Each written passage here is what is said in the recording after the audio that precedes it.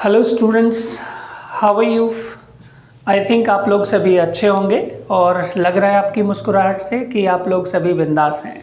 So start करते हैं। देखिए, ये जो कोर्स है स्पोकन इंग्लिश का, जिसे हम स्टार्ट करने वाले हैं, बिल्कुल जीरो से स्टार्ट कर रहे हैं हम। तो आप ये ना मान करके चलें कि मुझे कुछ आता है या नहीं आता है। अगर आप ये मान करके चलते हैं कि आपको नहीं आता तो हमारे लिए बहुत बेहतर होगा। चीज़ों को आप बिल्कुल शुरुआत से सीख पाएंगे।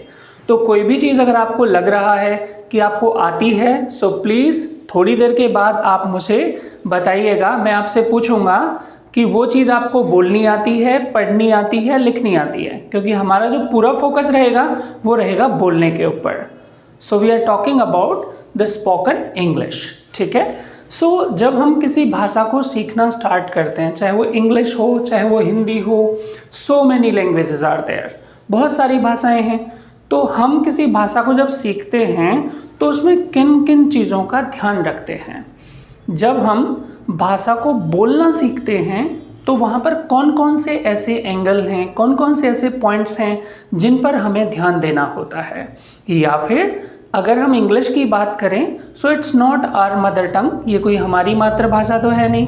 We are learning this by the environment, by reading, listening, speaking and लोगों से सीख रहे हैं हम इसे।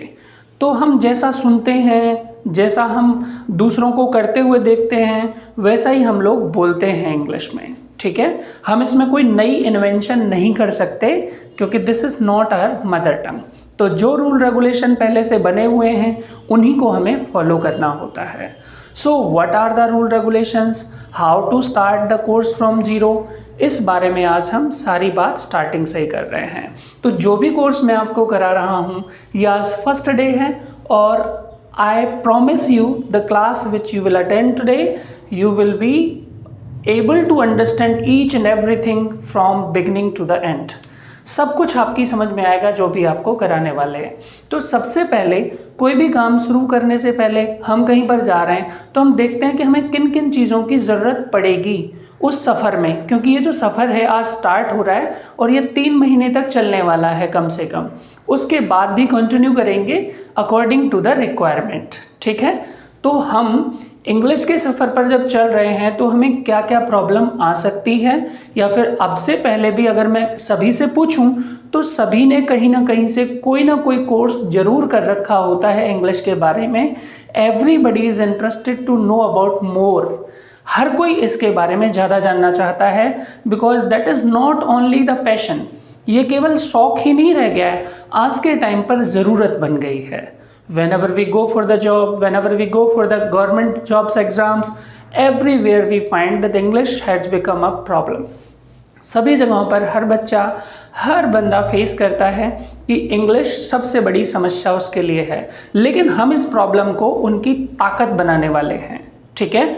तो आज से हम स्टार्ट कर रहे हैं सफ़र और देखते हैं कि what are the basic problems which everybody face while speaking English, कि इंग्लिश बोलने के दौरान जो सबसे बड़ी समस्याएं हैं वो क्या क्या होती हैं। सबसे पहली समस्या है, हर बंदा ये जानना चाहता है कि जी मुझे टेंसेस ही नहीं आते, मुझे ग्रामर ही नहीं आती, पहले मैं उसे सीखूं। तो वो तो देखो हम 10-12 साल से तो पढ़ते ही आ रहे हैं। अभी आप स्कूल में पढ़ रहे हैं तो आप स्कूल में डेली एक सब्जेक्ट पढ़ रहे हैं इंग्लिश का, उसमें से 60% ग्रामर ही पढ़ रहे हैं। ठीक है। सो उसे आप पढ़ते रहें, that will help you lot, वो आपकी बहुत ज़्यादा हेल्प करेगी। लेकिन हम जब प्रैक्टिकल भाषा की बात करेंगे तो इसमें ग्रामर का कितना रोल है, ये सारी चीज़ें हम बिल्कुल बेसिक से स्टार्ट करें। चलो लेकर चलते हैं आपको इंग्लिश लैंग्वेज के सफ़र पर और आज उसकी शुरुआत करते हैं। ठीक है। सो हम लोग बात कर रहे हैं कि जी क्या प्रॉब्लम आती हैं, क्या समस्याएं हैं जब हम इंग्लिश बोलने की कोशिश करते हैं। तो ऐसी कौन कौन सी प्रॉब्लम हैं जिन्हें हर बच्चा फेस करता है। तो उसमें से पहली प्रॉब्लम जो मैंने आपको बताई, and I am writing here, that is grammar.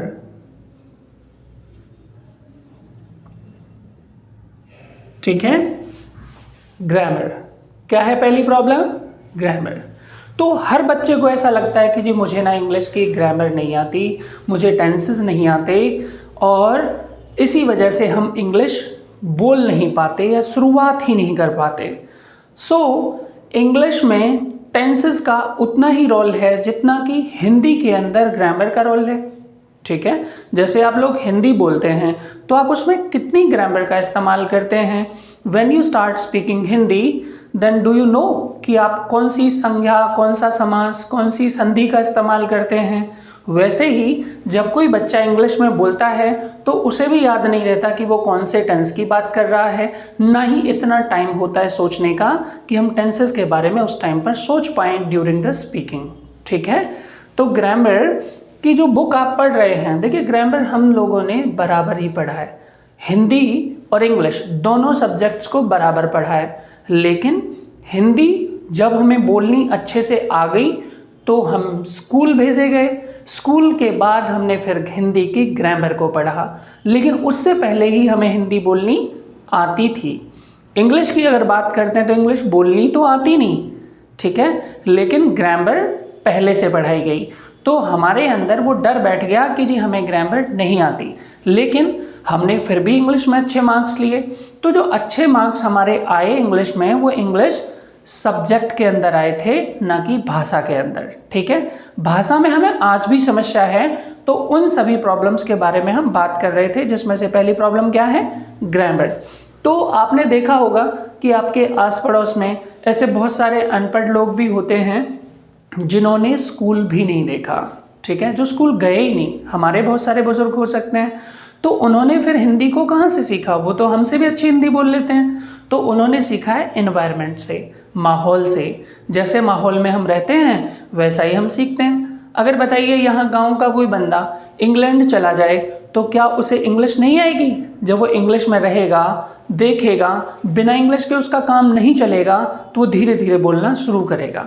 हम क्या करते हैं, हमारे पास इजीएस्ट वे है, हमारे पास एक बहुत आसान तरीका है हिंदी, इस वजह से हम हमेशा इजी वे पर ही अपना फोकस करते हैं। इंग्लिश थोड़ी सी टफ लगती है। अब आप बताइए, जिसके पास गाड़ी होगी वो साइकिल या बाइक को क्यों चुनेगा? नहीं चुनेगा ना, वो तो गाड़ी में बैठ के जाएगा आराम से। तो वैसे ही जब आप अपने मन के विचारों को किसी के सामने बताते हैं तो हिंदी में आपको बहुत ज़्यादा आसानी रहती है, इजी वे है। तो इस वजह से इंग्लिश बोलने की कोशिश नहीं करते। ये तो तब सीखते हैं हम जब या तो हमारी मजबूरी बन गई है कि जी बॉस से बात करनी है, प्रिंसिपल सर ने स्कूल में ऑफ कर दिया कि आप हिंदी नहीं बोल सकते, अलाउ नहीं है, तो हमारे माइंड पर प्रेशर आता है कि अब तो ये सीखनी पड़ेगी। ठीक है, तो ग्रामर का कोई बहुत ज़्यादा रोल भाषा में नहीं है, वो केवल आपकी सब्जेक्ट में हेल्प करता है। ठीक है, तो उसे आप साथ साथ पढ़ते रहिए, that will help you, but don't take it that this is the biggest obstacle. आप ऐसा ना समझें कि इसी की वजह से नहीं बोल पा रहे। ठीक है, दूसरी बात, दूसरी प्रॉब्लम का नाम है वोकैबुलरी, इसे शॉर्ट में वोकैब बोलते हैं। देखिए इंग्लिश में क्या होता है, शब्दों को काटा जाता है, आधा ही बोला जाता है। जैसे वोकैबुलरी को वोकैब, डिक्शनरी को डिक्शन, ऐसे ही ब्रदर को ब्रो, सिस्टर को सिस। तो ये सारी चीज़ हम टाइम टू टाइम आपको बताते रहेंगे। बाकी वोकैबुलरी और डिक्शनरी दो चीज़ें होती हैं। डिक्शनरी तो आप सबके पास होगी, आपने देखा होगा, तो वो एक शब्दकोश होता है जिसके अंदर शब्दों का कलेक्शन रहता है। आपको कोई दिक्कत आती है तो आप उसे खोलते हैं और आपको शब्द फाइंड आउट कर लेते हैं वहाँ से जिसकी भी आपको ज़रूरत होती है। फिर ये वोकैबुलरी क्या है, तो वोकैबुलरी के बारे में अगर मैं बताऊं तो हमारे माइंड के अंदर एक स्टोरेज है। जैसे कंप्यूटर में स्टोरेज होती है ना, ऐसे हमारे माइंड के अंदर भी एक स्टोरेज है। हम कोई वर्ड कहीं पर पढ़ते हैं, हम कोई नया डायलॉग कहीं पर सुनते हैं, चाहे वो मूवी का हो, चाहे हमने रियल लाइफ में कहीं प्रैक्टिकली सुना हो, तो वो चीज़ें हमारे दिमाग में कहीं ना कहीं आ जाती हैं। तो जब वो दिमाग में आती हैं तो उनमें से काम की चीज़ों को दिमाग स्टोर कर लेता है।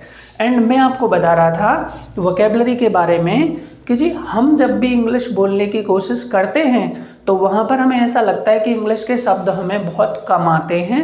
जब हम सेंटेंस को ट्रांसलेट करते हैं तो बहुत सारे शब्दों का मीनिंग हमें नहीं पता होता। ठीक है, तो इस वोकैबुलरी की प्रॉब्लम भी आज आपकी सॉल्व कर देते हैं। क्या होता है कि जब इंग्लिश की शुरुआत हुई थी तो उस टाइम पर केवल 5000 वर्ड्स ही हुआ करते थे। धीरे धीरे जैसे जैसे हम लोगों ने स्कूलिंग पास की, जिस बच्चे ने इवन 10th और 12th भी पास कर लिया है, उस बच्चे को 12 से और 14,000 तक वर्ड्स याद हो जाते हैं रेगुलर स्कूल में आने जाने से। ठीक है, तो भाषा को बोलने के लिए कितने शब्द चाहिए? 5,000। हमें कितने आते हैं? डबल से भी ज़्यादा। लेकिन हम इन शब्दों का इस्तेमाल करना नहीं जानते कि इन्हें सेंटेंसेस में कैसे यूज़ करना है। जैसे अगर कोई हमसे मोबाइल के बारे में पूछता है तो हमें सब कुछ पता है कि ये बैक कवर है, ये मेमोरी कार्ड है, ये सिम कार्ड है, ये इसकी स्क्रीन है, कैमरा है। लेकिन अगर कोई कहे कि जी 2 मिनट आप मोबाइल के बारे में इंग्लिश में बोल करके दिखाइए, तो हमारे पास सेंटेंस नहीं बन पाते उसी वोकैबुलरी से। ठीक है, so we will tell you, हम यही बताने वाले हैं कि आप लोग इन शब्दों का इस्तेमाल सेंटेंसेस में, भाषा में कैसे कर पाएंगे। और रही बात, आपको मैं वोकैबुलरी के भी पार्ट्स बता देता हूँ। देखिए, एक तो होती है आप लोगों की कॉमन वोकैब। कॉमन वोकैब, ये कॉमन वोकैब कौन सी होती है? जो आम बोलचाली में शब्द इस्तेमाल होते हैं। चाहे कोई भी इंसान हो, जब वो किसी से मिलता है तो 2 तरह की बात हो सकती है। एक तो प्रोफेशनल बात हो सकती है किसी से, कि जी किसी बिजनेस के बारे में बात कर रहे हैं, हम कोई काम कर रहे हैं उसके बारे में हमने बात छेड़ दी, या फिर एक दिनचर्या की बात हो सकती है, हमारी नॉर्मल कम्युनिकेशन हो सकता है। तो नॉर्मल कम्युनिकेशन में जिन शब्दों का इस्तेमाल हम करते हैं वही कॉमन वोकैब है। उसमें अगर कहीं कोई दिक्कत है, so we will solve out within few days, वो कुछ ही दिनों में आपकी प्रॉब्लम सॉल्व हो जाएगी। लेकिन अगर हम बात करें प्रोफेशनल वोकैब की, तो प्रोफेशनल वोकैब क्या होती है? प्रोफेशनल वोकैब का मतलब होता है वो शब्दकोश जो स्पेशल किसी प्रोफेशन से रिलेटेड है। देखिए, अगर कोई बंदा लॉयर है तो उसे कॉन्स्टिट्यूशन से रिलेटेड शब्द ज़्यादा आते होंगे। अगर कोई बंदा डॉक्टर है तो उसे दवाइयों के नाम ज़्यादा पता होंगे। इंजीनियर है तो उसे मशीनरी से रिलेटेड ज़्यादा पता होगा। तो वो हमारी प्रोफेशनल वोकैब होगी। जिस प्रोफेशन में हम जाएंगे, जिस ऑफिस में हम काम करेंगे, तो वहाँ पर हम रूटीन में उन चीज़ों को सीख जाएंगे। लेकिन हमें फ़िलहाल जो फोकस करना है वो करना है कॉमन वोकैबुलरी के ऊपर। किसके ऊपर? कॉमन वोकैबुलरी, जो आम बोलचाली में इस्तेमाल होती है। So we will be keep telling you each and every day some new words and you will be using in sentence, और that will become your vocab, और ये आपके दिमाग में फिर आ जाएंगे धीरे धीरे। तीसरी प्रॉब्लम की बात करेंगे। 2 problems were there, first grammar, second vocab, और थर्ड वन इज प्रोनाउंसिएशन।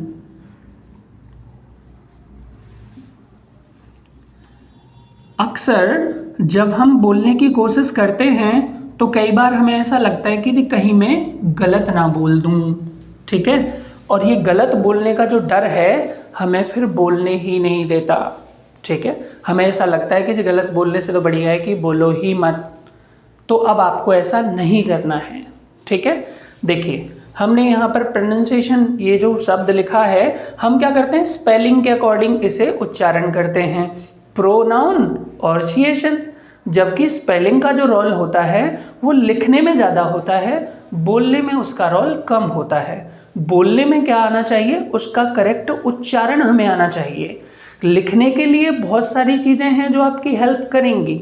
देखिए, जब आप कंप्यूटर पर कोई चीज़ टाइप करते हैं तो सही गलत कंप्यूटर बता देता है। मोबाइल पर टाइप करते हैं तो मोबाइल भी बता देता है। लेकिन जब आप बोलते हैं तो nobody is there to help कि आपको बता पाए कि आप सही बोल रहे हैं गलत। तो हमें बोलने पर ध्यान देना है कि सही उच्चारण कैसे करें। ठीक है, तो हम उच्चारण के बारे में भी छोटी छोटी चीज़ें अभी सीख रहे हैं आज से ही, और डेली हम इस पर थोड़ा थोड़ा वर्कआउट करेंगे। 2-4 शब्द आपको डेली उच्चारण से रिलेटेड बताएंगे कि किस शब्द का उच्चारण किस तरीके से करना है। जो भी नियम हैं उनसे संबंधित भी बातचीत हम लोग क्लासेस के दौरान करेंगे। ओके, तो जैसा कि मैंने यहाँ पर एक लेटर लिखा, इसे आप ऐसे भी लिख देते हैं, ऐसे भी लिख देते हैं, बट इसका उच्चारण आप जो करते हैं वो करते हैं ज़्यादातर आई। क्या बोलते हैं आप इसे? आई। हमने भी यही पढ़ा था पहले, धीरे धीरे फिर हमें पता लगा कि आई नाम का तो कोई शब्द होता ही नहीं है, कोई ऐसा लेटर ही नहीं है।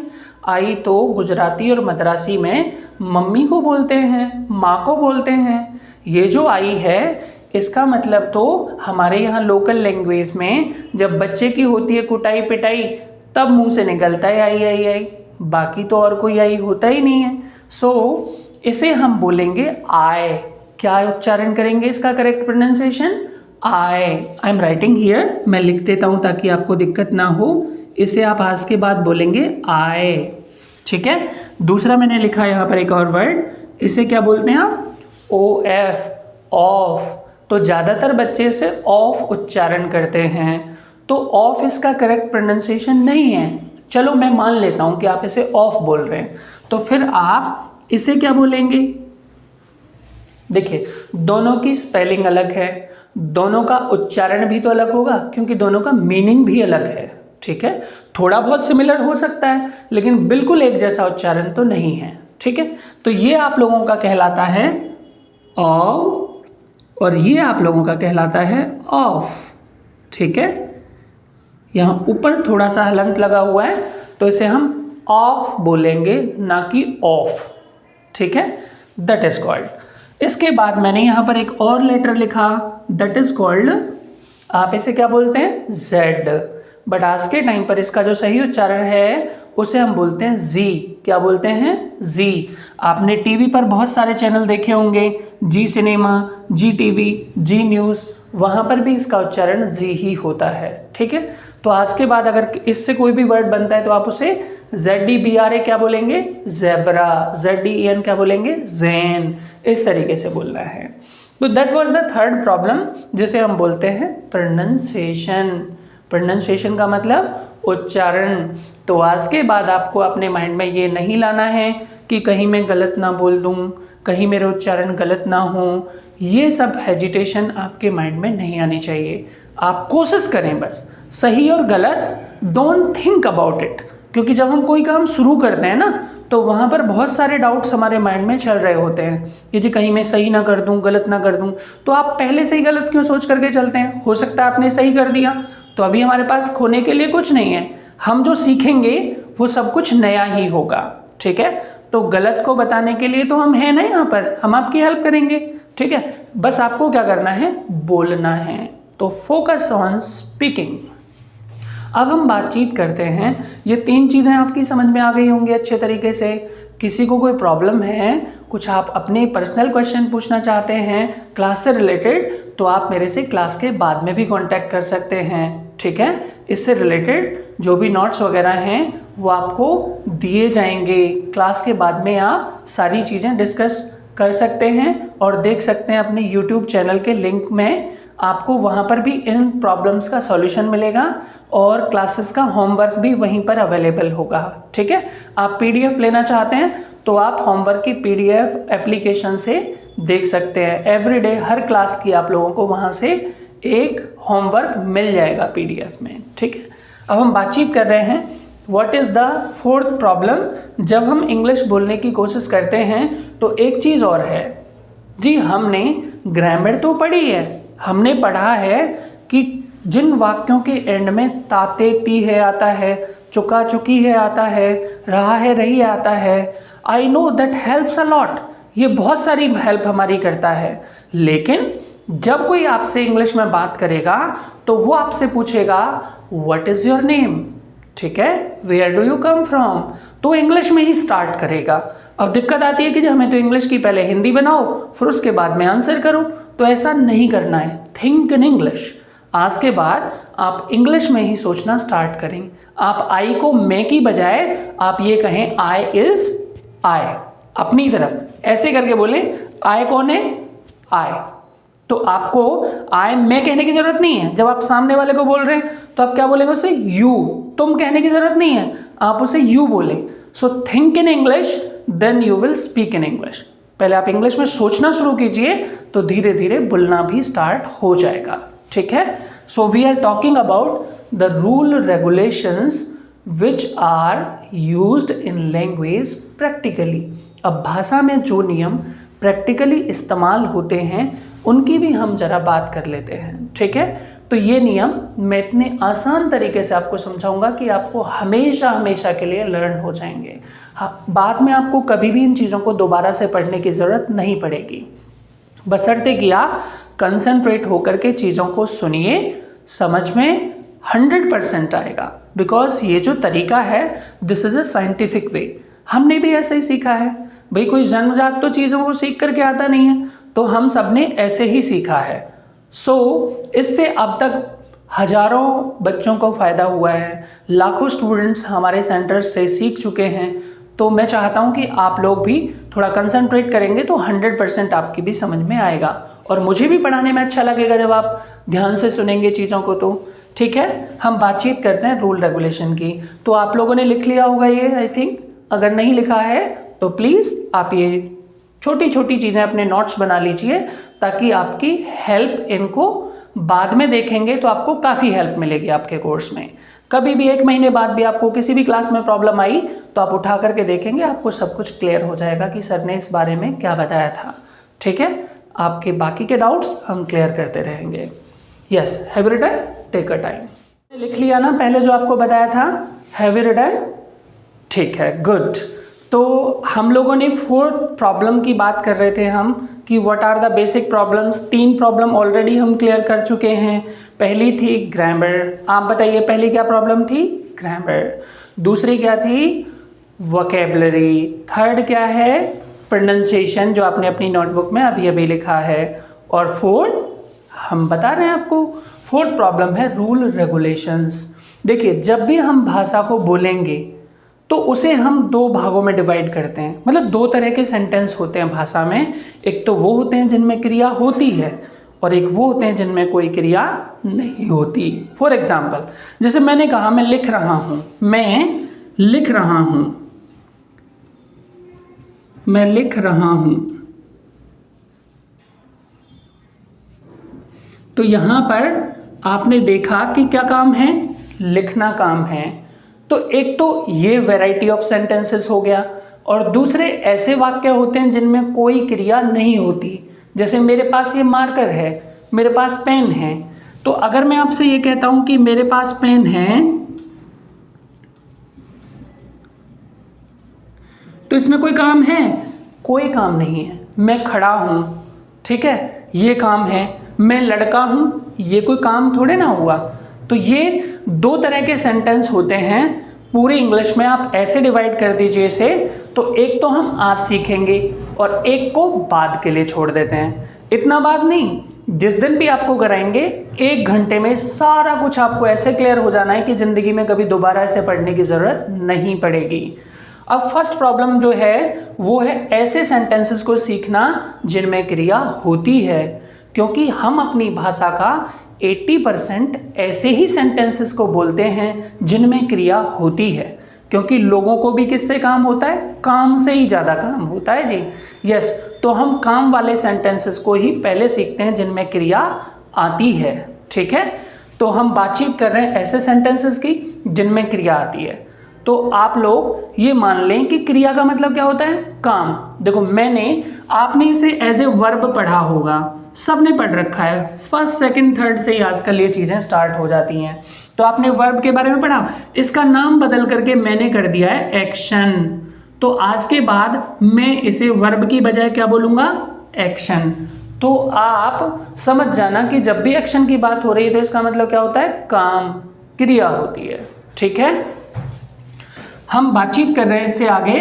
मैंने यहाँ पर लिखा वर्ब, एक्शन और ऐसे सेंटेंसेस जिनमें क्रिया होती है, इन्हीं को हम सीखने जा रहे हैं। सो आई एम राइटिंग हियर, मैं यहाँ पर आपको ऐसे सेंटेंस समझा रहा हूँ जिनमें क्रिया होती है। क्रिया का मतलब क्या होता है? काम।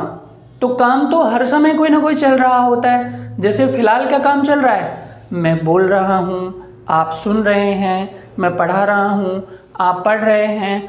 तो कोई भी काम अगर इस समय चल रहा है तो आप ये मान करके चलें कि उस काम को आप कर रहे हैं, ठीक है। तो उसका सिंपल सा फॉर्मूला होता है आई एम एक्शन प्लस ING। ये क्या लिखा है मैंने? अब तो ठीक हो गया होगा। आई नहीं बोलना है इसे, आई एम एक्शन मतलब वर्ब, और इसमें क्या लगा देना है, आईएनजी।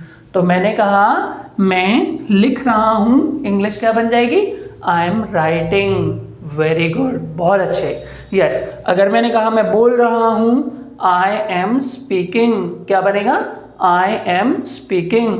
अगर मैंने कहा मैं जा रहा हूँ, आई एम गोइंग।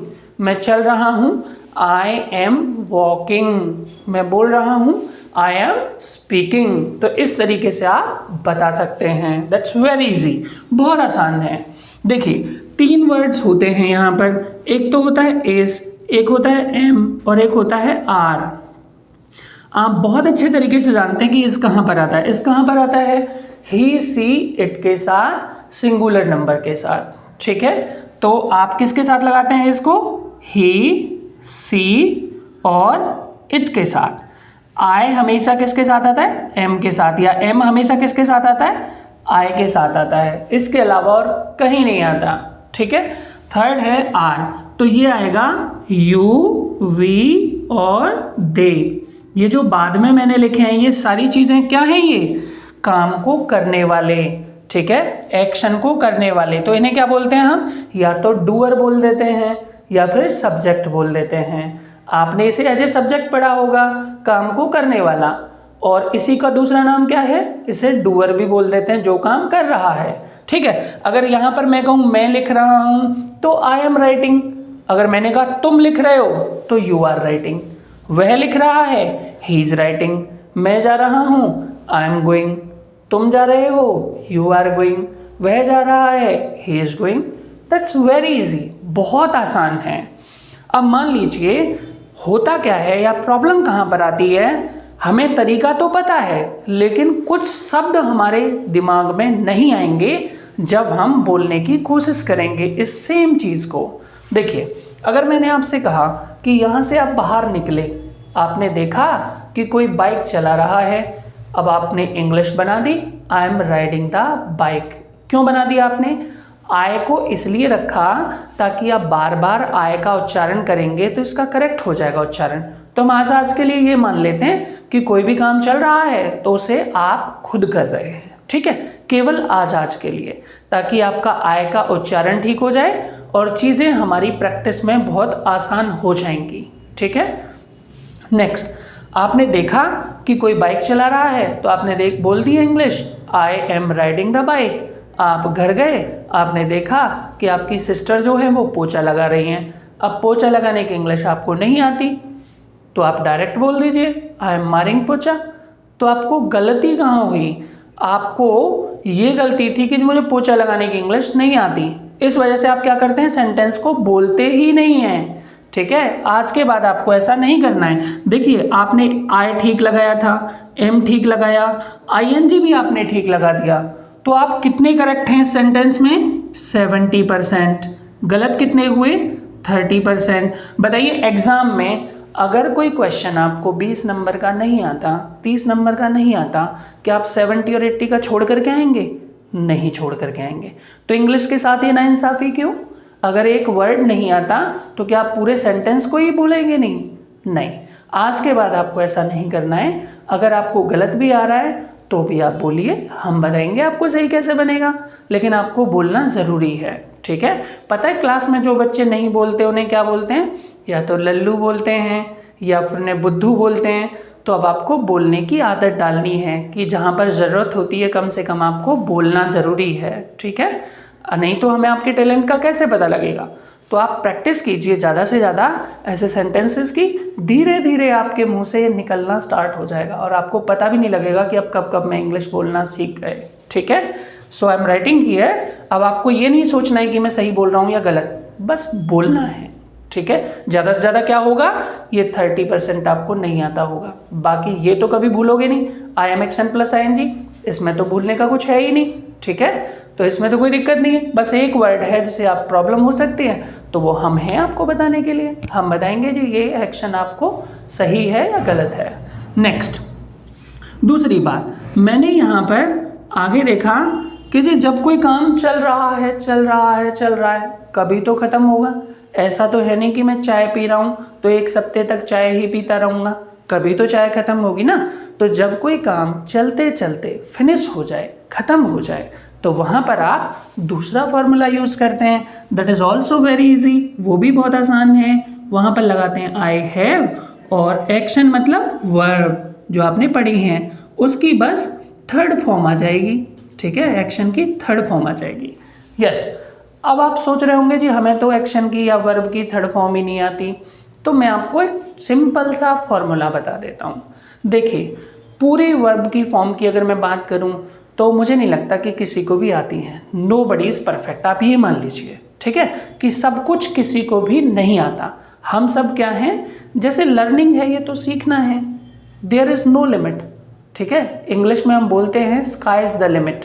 जैसे आसमान की कोई सीमा नहीं होती, ऐसे इसकी भी कोई सीमा नहीं है, ठीक है, अनंत है।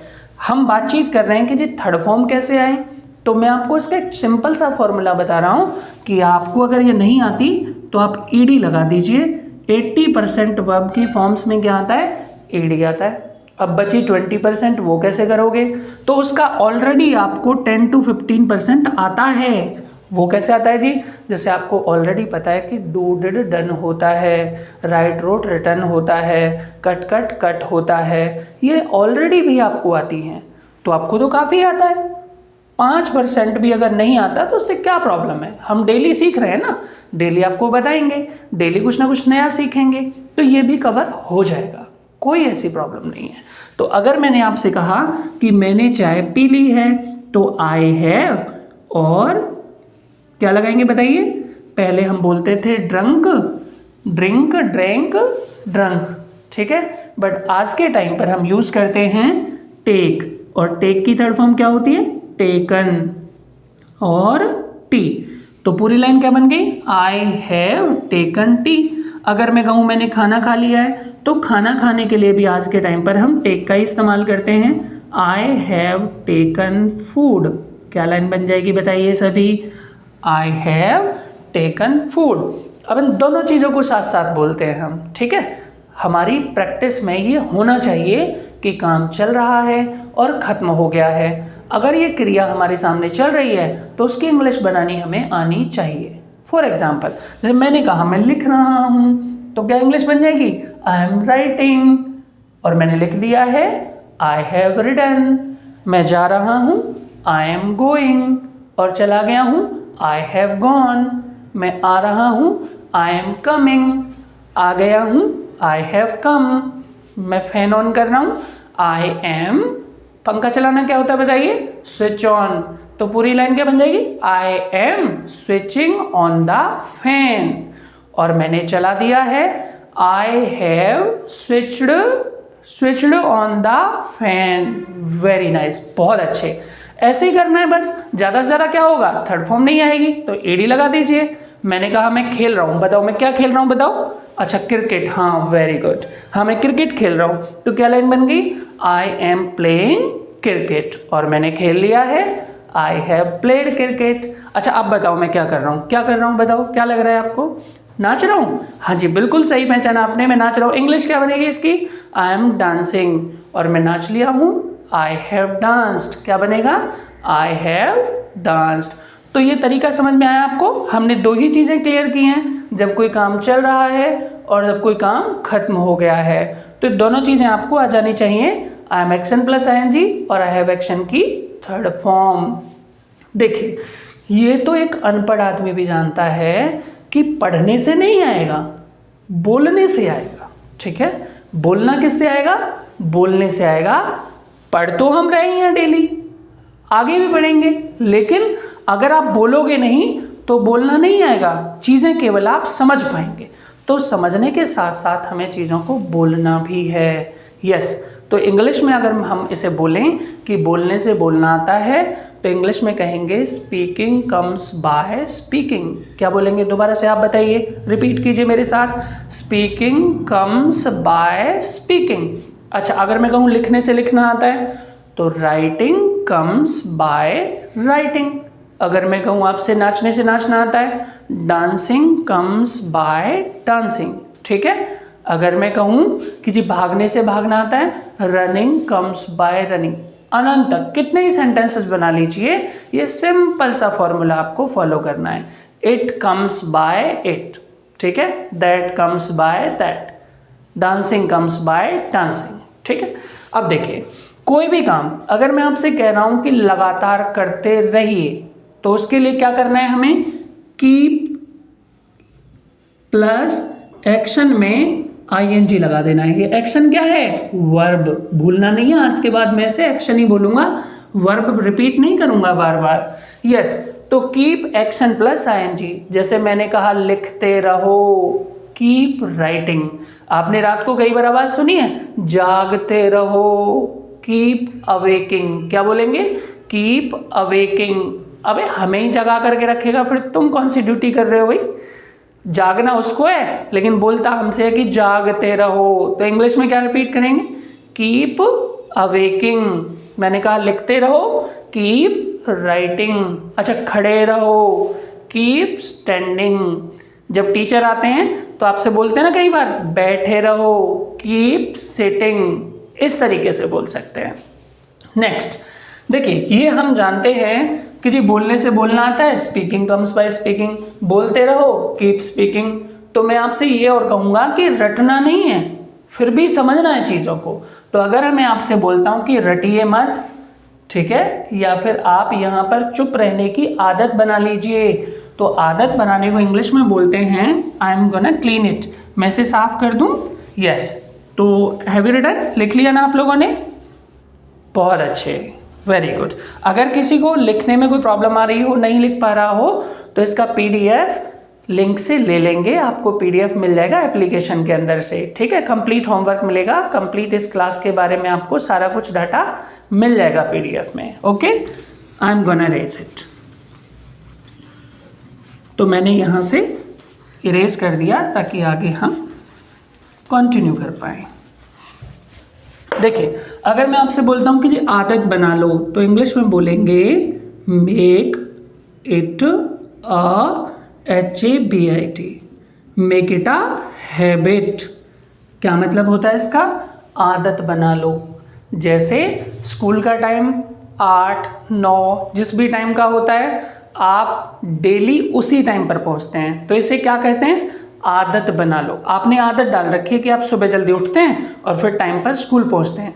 ऐसे ही यहाँ पर भी क्लास में जब आप बैठें तो नोटबुक और पेन आपको साथ में लाना है, इस चीज़ की भी क्या करना है, आदत बना लो। इंग्लिश में कैसे कहेंगे, मेक इट अ हैबिट। यहाँ पर आने से पहले, क्लास में आने से पहले एक दूसरे से जब भी आप मिलते हैं तो आप हाय हेलो एक दूसरे से बोला करेंगे, ठीक है। इसकी भी क्या डालनी है आपको, आदत डालनी है। तो मैं क्या बोलूँगा आपसे, मेक इट अ हैबिट। क्या बोलेंगे, मेक इट अ हैबिट। अगर मैं बोलता हूँ कि जी गांठ बांध लो, इसका मतलब आज के बाद ध्यान रखना, तो इसे बोलेंगे make it a point, make it a point.